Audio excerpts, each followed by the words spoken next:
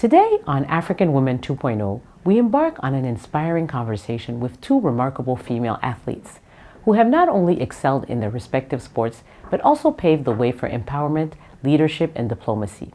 Let's delve into the journeys of Chine Ogwumike and Leslie as they share their insights on the intersection of sports and societal impact, especially in the context of the African Cup of Nations 2023.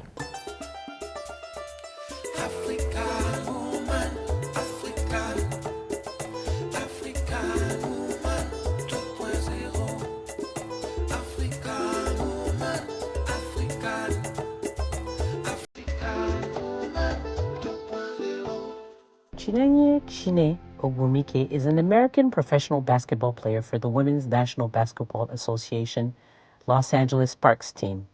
She was the first Black woman and the first WNBA player to host an ESPN national radio show in 2020. Ogwumike was one of the first and the youngest announcers ever to be hired by the network. Chine was also recently appointed as advisor to President Biden's Advisory Council on Africa Diaspora Engagement.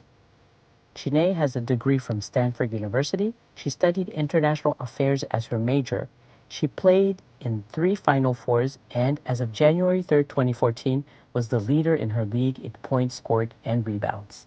Lisa Deshawn Leslie is a former professional WNBA basketball player, currently the head coach for triplets in the Big 3 Professional Basketball League, as well as a studio analyst for Orlando Magic broadcasts on Bally Sports, Florida. In 2002, Leslie made history as the first player to dunk during a WNBA game. Lisa was inducted into the Naismith Memorial Basketball Hall of Fame and Women's Basketball Hall of Fame in 2015. Since her retirement from professional basketball, the 4-time gold Olympic medalist has worked as a sports commentator and analyst for several sports networks such as NBC, ABC, and Fox Sports Net. She has also released an autobiography called Don't Let the Lipstick Fool You. In 2011, she became a co-owner of the Los Angeles Sparks. Bonjour Chine, bonjour Lisa. Bonjour. Bienvenue sur le plateau d'African Women 2.0, which means welcome on African Women 2.0 show. Merci. And so it's a pleasure to have you here with us. Welcome Akwaba. Akwaba. To Ivory Coast. Yes. What are your first impressions since you've been here? It has been a trip of a lifetime. We have had so much fun. We have not been here a long time, but Really? it has been a good time. We are being hosted by the amazing ambassador, Jessica Davis-Baugh, who has just really been a tremendous leader, but also given us a taste of Côte d'Ivoire. And this is not my first time to the continent. This is Lisa's first time, so I'll let her speak to what she's feeling. Her first impressions. Yeah, it's been amazing. I think usually places that I go, I really love based on the people. And the people of Côte d'Ivoire have been just so warm and kind, and you can really feel that spirit here. I think that's probably going to be the biggest impression that I take home. But I really love the African Cup. We had an amazing time. And when you talk about the opening ceremonies, I've played in 4 Olympics and have participated in 4 opening ceremonies, and that was right up there. From the talent, the dancing, the singing, like the fireworks, like the whole, everything about it was just simply amazing. So I'm very happy to be here. Yeah, so I meant to say that you're here because of the opening of the African Cup of Nations, right? Yes. This is the reason why you're here, because you're both basketball players. Yes. I shouldn't say you're not just basketball players, you're famous basketball players. So you're both trailblazers in your field. Lisa, you're a former WNBA player and a 4-time Olympic gold medalist. Correct. Chine, you are advisor on President Biden's Advisory Council on African Diaspora Engagement, and the first Black woman to host a national daily sports talk radio show for ESPN. And you have managed to get where you are. How? Because that's a lot of achievements. I think for both of us, just one, believing in ourselves. We have very strong families and family support that really pushes us to strive for excellence in both education as well as in sports. And I think for Chine and I, we both have just been really driven. And when you see an opportunity, you know, as Oprah said, you know, when preparation and opportunity meets, it equals success. And we've always been preparing ourselves for those opportunities. And yes, some people have helped and opened doors for us, of course, but that preparation and education has been something that we've honed individually and collectively. We just try and support one another. And I think that's what's really important, having that sisterhood, having that support is so important. And I hope that we have been a beacon of light for the women and the young girls that we spoke to here in Cote d'Ivoire, and just inspiring them to connect with one another, because there's so much strength together. Yeah, I agree completely. I think that Lisa and I, and every female athlete, every woman's athlete, particularly that takes the path that we chose, understands that we don't play for the money necessarily. Money is nice, and it's getting better. It's always nice. But we don't play specifically for that. We play to create opportunities for the next generation. And we also play for our legacy. And I think it's amazing because Lisa and I are friends, but she's also been my mentor throughout my career. Absolutely. And her legacy has created opportunities for Absolutely. me. And so I think as women, you know, we are naturally multitaskers. We know how to do so many things at once, whether it is job, balancing it with family, with your friends, with your relationships, with your children, even in some cases. And when you take that to the arena of life and career, we found that we can do multiple things, you know, not just be an athlete on the court, but we can also, I mean, Lisa is a businesswoman. She is a broadcaster. I first saw her and realized that it was possible. And I was like, I want to be like her. But she didn't have many people to look forward to. But that's the beauty of generations, you know, being able to pass things on and open the horizons for the rest of us. So I think being here today in Cote d'Ivoire and being able to engage with the youth, I think it's amazing that, you know, our backyards are in the United States right now, but now to provide that visibility so they feel like, you know, the young girls feel like they're seen and that there are possibilities that they can achieve. We were those young girls at one point, and the paths weren't necessarily created for us, but now the doors are opened and I'm so excited to see everything that happens from it. And as a member of tell us a little bit what you do as a member of the advisory diaspora engagement. Yeah, it was a shock, honestly, because you know, it was last year, right? It was last year, and you know, based on how everything is going on in the world, you never would think that someone would say, stop, let's pay attention to the African diaspora, because you know, we are so focused on uplifting ourselves individually as Africans, whether you're Cote d'Ivoire, Nigeria, South Africa, we're focused on our individual lives, that we don't wait for someone to help or hand out. We're like, we have self-determination.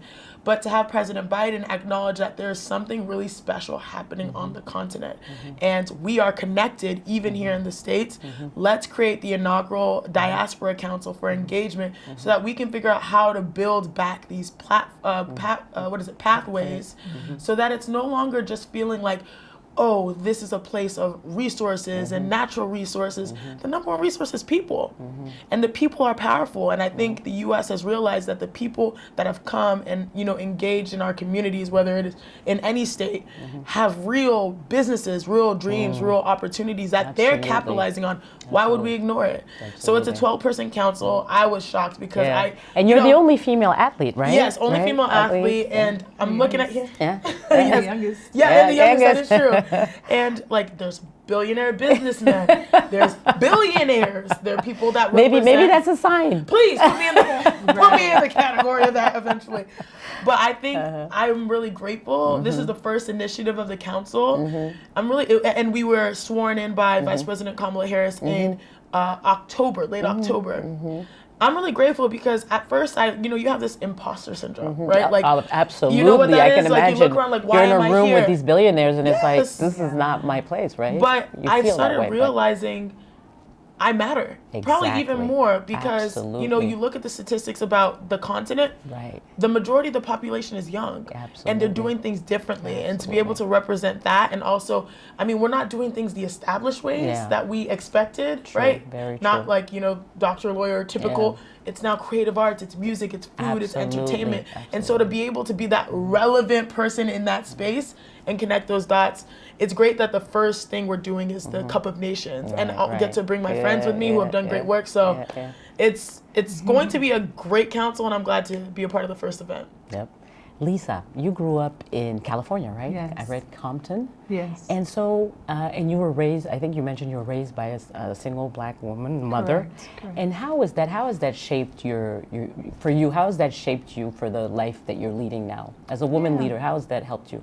You know, it's been, I think, a great impact in terms of sometimes you're in an underserved community, but it helps you to see and be thankful for what you have. So we had a small, modest home, and my mom worked very hard. And just watching her work was really inspiring because she would get up at 5:30 and she would, at first she was carrying mail. And I was a latchkey kid, which meant that I had a key around my neck and I used to leave home at the age of 4 by myself. I was home and my mom would leave the television on and a certain show would come on and that was my cue to turn off the TV and to knock on the neighbor's house to tell them I'm gonna walk to school. So I feel like I was so independent at a very young age that I had to grow up quickly. But seeing my mom work and understanding how much she was working, but she had so much love, that was just inspiring, like to try to do my best because my mom's doing her best. And I think the other thing that Compton really taught me is that, you know, I can be around people who have nothing and be very comfortable because it's about love and the connection. Absolutely. Or, you know, I've been in Hollywood, right? I've made it and I've been in movies. Yes. And so I can be around people who have, you know, everything. And either way, it doesn't really matter. For what I found is that the idea of treating people with kindness and respect, whether it was the person who was washing the floor or cleaning our clothes or the president of our organization, like there's still human beings who deserve respect. And that's what I think I learned most just about from where I'm from. It's about love, the integrity and how you treat people. And so I become a lover of people because my mother was that way. My mom would go to the nail shop and then her accent changed and she's talking like, oh, this is my friend here, you know, come here, come meet my friend. You know, she just loves people. And being a young girl watching her, I love that my mom never treated people any kind of way based on race, religion, or any of those things. She just had love. And so, you know, I try to be that same kind of person because I love that about my mom. She makes you feel good, you know. She inspires you. She wants you to be your best. And I think because I've been taught that way, I have that kind of spirit for I want everybody to be at their best. I want to support you. I can step back and you move forward. Like this is what we're supposed to do and how we're supposed to support one another. So yes, it was tough times sometimes, you know. My mom was working hard as she could for my sisters and I, but it was always a life lesson of strength and just like survival, like we can do it and we can make it. And obviously the last thing I say is just education, the importance of education. And I didn't have a lot of support in that area because my mom was working a lot, but I always loved to learn. And so I think just having the appetite of like, I want to be better. Like, how does a person make straight A's? That was so curious. Like, what are you doing? Because some people have parents, you know, a mother and a father and support. And I didn't, but I studied and I worked really hard. And so that was another thing that I felt was a part of my success was just the desire to want to be better. Okay. So, Lisa, I'm sure, and Chine, I'm sure you've had challenges, right? Because getting to where you are is not like, you know, it's not a walk in the park, obviously. You've had challenges based on the fact that you're women, based on the fact that you're black women. So what are some of the challenges that you found, what are the, I would say, the ones that have, you know, impacted you the most? Okay. I have two that I sort of come to the front of my mind. I think in broadcasting, I was someone that was the only person looking like me occupying that space. I'd be next to NBA players and they had a different dynamic, they had a different credibility. And I realized that, you know, the audience, sometimes they see you before they hear you, they judge you before they know you. Right. And that can really break you. And then you can also start trying to be what they want, not who you are. And so I think in my experience, and I remember I did one show, and you know this as a broadcaster, I tried to mimic, this is what a Sports Center anchor looks like and talks like. So like, welcome to Sports Center. And I did the whole voice thing. And I went back, just like being an athlete, we always watch our tape. I went back and watched the tape. I was like, that's not me. Yeah. And I remember I made one mistake during that show, and I was like, that I feel horrible. And then I realized, you know what, if I'm gonna make mistakes, let it be because I'm being myself, me, and I can live with right, myself that right. way. And so I started being more myself. I started dressing more like myself. And then I started finding the audience that supported me even more. Right. And that was the one lesson. And I think the second lesson was being a professional athlete. I got injured. And oftentimes when you have injuries, you start questioning yourself too. And you also wonder, like, am I going to get back to the level that I was before? And I got injured twice, very severe injuries. And I think the power of prayer and positivity really helped me through it. I had my parents there. Lisa has talked about support. And the prayer was just being able to have something that continues to give you faith in yourself and know that you're on a path that's bigger than you, that this is just a part of the journey. And then the positivity was, it's so easy when you deal with adversity to want to sink in and think less of yourself or think dark, but instead focus on the light. And by focusing on the light and having people around me that said, Chine, while you're, having your downtime, I was like, I think I want to do this broadcasting thing. That was before I even knew I could do it. And then a year later, I was on the air watching the program, on the programs that I was watching. So it's just prayer, positivity, and then having people that think that none of your dreams are crazy. Just pursue it, and you never know where you end up. Absolutely. I like the part about authenticity, because that's something, if you're authentic, you have your own voice, you're not like anybody. You need to live your own life, not somebody else's life. And that's very important, because a lot of times young people feel like they need to emulate other people. They need to be especially on social media. Right, because of social media. It's made it even worse. So, we come from a generation with no social media, right? Yeah, for sure. So, but yeah, go that ahead. part is, I think it is key though, being your authentic self. Right. And I feel like my path is always, I've been really lucky again, and I always go back to my mother, because she was the one who was feeding these seeds for me. But just, it's like, we hear the cliche now, like, be yourself because everybody else is taken. But it is so true. Learning to love yourself. Self-love is something that I think my mom was very intentional on conditioning and teaching my sisters and I, like, loving ourselves. Like, I'm so tall, I'm so different. That's part of it, adversity of just being this height different than most people on the planet. That can be difficult. But my mother tried to help us to see that some people grow on the inside and some people grow on the outside, and our family's been really blessed to do both. So hold your head up high and feel positive about yourself and be thankful, because you have long legs, but there's somebody who doesn't have legs. Any legs, right? You know what I mean? And they would love to have your legs. Or, you have a, long neck. There are some people who don't have necks, that are born without necks, that wish they had a long neck. So it's like, you can either tear yourself down or you can build yourself up and be thankful for what you have. And so I think with that was probably the seeds that, like, launched me off into the world. And then adversity comes, whether it's, through sports. I think my biggest piece of adversity that I experienced was through basketball, like missing a championship shot in high school. We didn't win a championship and I missed a shot. Did it only come down to that basket? No, but that was a huge shot that I missed, and I was very sad and probably at that time depressed before we even used to name stuff. My mom was like, "Girl, you better get up." You know what I mean? And Get I'm yourself like in the together. same outfit for like 3 days. She's like, "Listen, turn these lights on and come on out of here. Like, you did your best." And she had to talk me through that. But she was like, "You have a choice. Your choice is to get back up and you try again, or don't. But you're not gonna stay in this room." So that, you know what I mean? And so I think, again, our generation was like, you don't have a choice to just be like depressed and like you're not doing it. You get back Depression up and you was get not back an out issue. there. It was not an issue. It was like, you need to go there and do what you need to do. That's it. You get up. And so with that, I was like, okay, I'm gonna get up. And I'm gonna make sure we don't ever have a close game again. Like I was so determined on I hate when our game is close. I wanna win. I wanna beat you before it's like too close. But the adversity is what helped me realize I can survive anything because mentally I'm just stronger than most people on the planet. It's like 10% of it is the problem. 90% of it is the mental, right? How we process what the problem is. And I've just learned to condition myself. It doesn't matter what the problem is. And I don't pray that, oh Lord, I know I'm gonna have problems. I don't have to have problems to understand you, Father. I don't. I don't pray that in my life. But if I do, I'm equipped with what I need to survive, to get through it and find happiness. Joy cometh in the morning, you know? So that's always my mindset on any forms of adversity that I've had throughout my whole life. Well, no, that's very good. I have the same type of way of thinking, so I can relate.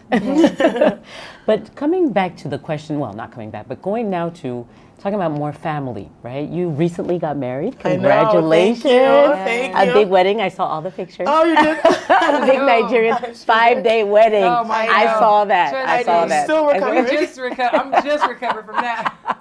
And I was like, oh yeah, I'll go. That's a bit much, right? It was you a lot. probably know. I know they're probably thinking, because usually, you do in the U.S. You probably Yes. do 2 days, okay, Yep. and you're done. Yes. And you had a It was 5-day a- wedding. yeah, it was and then a how lot. many outfits? 11 or 10? I know. Did beautiful outfits. Yeah, I know. I saw the Like pictures. beautiful. Thank outfits. you. I'm like, Amazing. where can I get Amazing. these outfits? What is going See, on? you're going to the Here. places. Here. You're coming to the right place. Beautiful wedding. So congratulations. Thank And you. you have been married as well for a 18 while. years. Yes, I was about to say. Yes. And so tell us about the family part aspect of it, Yes. because Yeah. you're in sports industry. It's Sure. a probably difficult industry. You have to Yeah. be on your toes, working all the time, training and all that. And you said injuries as well. Yes. So how does that work in your personal life? Sure. I think having a family that understands how important it is, particularly because Lisa and I come from families that are dominated by women, Yeah. but in the best ways, and I guess even a better word is empowered. And empowered, having a dad that is a girl dad. We are 4 girls in our family, so sisterhood is everything to us. It's not just me playing basketball. All my sisters play basketball. Wow. All my sisters were So you have your D1 team at players. home. Oh, we're just missing a point guard. Right. Well, we have one that plays, but she can play any position, but we're just missing one for the starting 5. But it's all about sisterhood, and I think it takes 2, right? Like, it takes more than just one idea of, just women. Men have to be our allies, and I have the best ally in the world in my dad, being a girl dad who has taught us that anything is possible. And you know how difficult that is, especially. Oh, sorry. Am I okay? Oh, No, you're oh, good. sorry. I was Keep okay. talking. And you know how difficult that is, considering the nature in which our cultures tend to be patriarchal. And so, what's really important is being able to have a role model that is not just a strong mother like my mom, who's a doctorate in education, but a dad who's an entrepreneur, but also willing to put his girls in front to lead. To me, that has been the recipe for success in our family. And then you mentioned, I'm 2 months married. I think actually to the day. Okay, I we'll think give you it's time. We're not even going to ask you the question No, about I know, babies. so You're going to I'm tell us all about learning. that. I'm learning.